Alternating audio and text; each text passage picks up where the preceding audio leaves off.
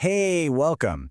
If you've ever tried to tell a story in French, about your weekend or what you did last night, you've probably hit a wall with the past tense. Which one do you even use? Well, today we're going to crack the code on the two main past tenses you'll need for pretty much any conversation. So let's dive right in. What did you do yesterday? It seems like such a simple question, right? But think about it. So much of our daily life, our friendships, our stories is built around answering this one little question. It's the key to real conversation.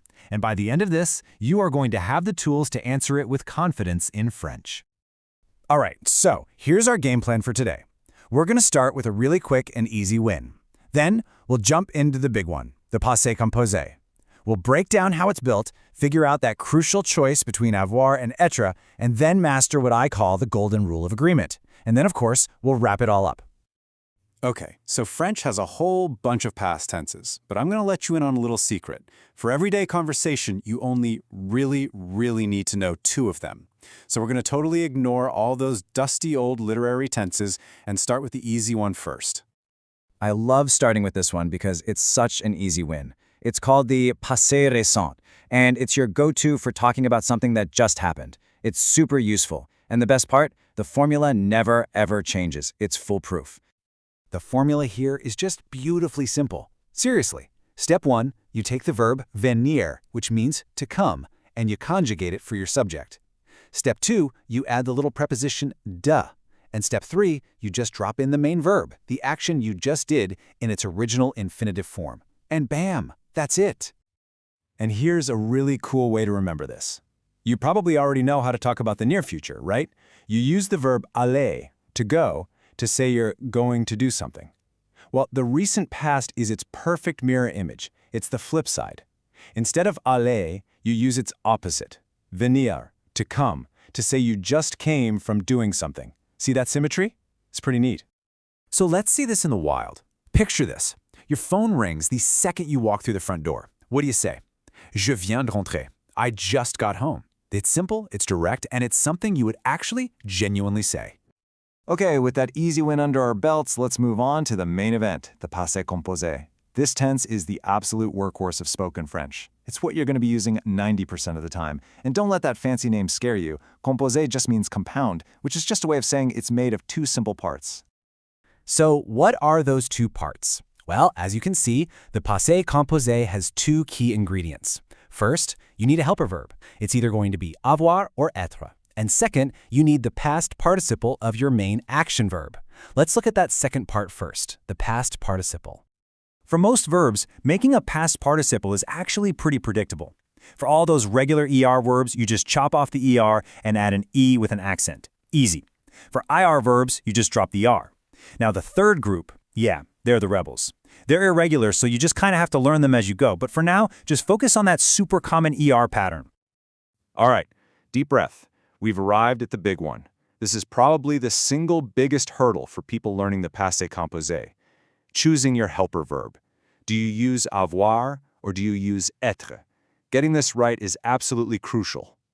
So, how in the world do you choose? It might seem totally random at first, but I promise there's a really simple rule of thumb.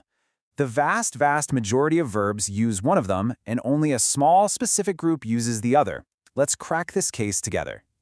Here it is. This is the master rule. Think of avoir as your default setting. It's what you use for almost every single verb. Your brain should just automatically go to avoir. You only use être in two specific situations, for a small, specific list of movement verbs and for all reflexive verbs. And, this is important, when you use être, you have to follow a very special golden rule, which we're going to talk about in just a sec. So what are these special movement verbs?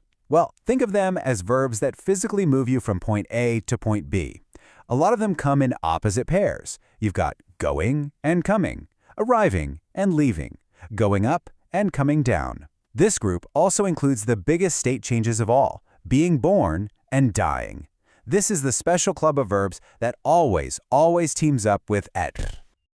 Okay, we are at the final, critical step. Remember that golden rule I mentioned for verbs that use être? Well, here it is. When you use être as your helper, the past particle has to agree with the subject in gender and number. It basically starts acting like an adjective. Let's see exactly what that looks like. Okay, let's take our verb aller, to go. Now, I want you to watch the ending of the past participle aller as we change the subject. For a masculine singular subject like il, he, it's in its basic form, no changes. Il est allé, he went. Simple enough? But now, what happens if our subject is feminine, like elle, she? We have to add an e to the end to make it agree, allé. Now here's a key point. A lot of the time, you can't actually hear this difference when someone's speaking, but in writing, it is absolutely essential.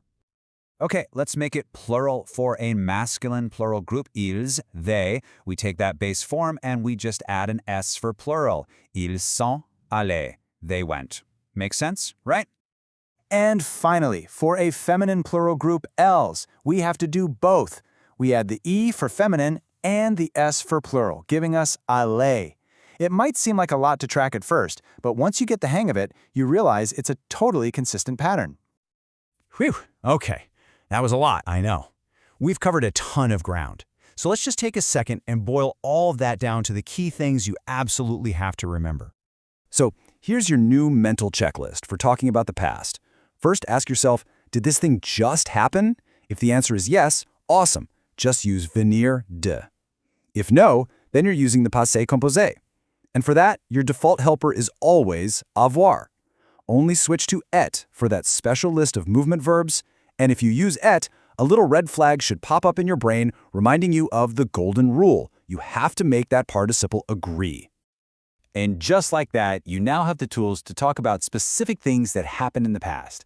You can officially tell a story about what you did yesterday, which is huge. But what about setting the scene? How would you say something like, it was a beautiful day, or when I was a kid, we used to go to the beach every summer? Well, that requires a whole different kind of past tense, and that, my friends, is a story for another time.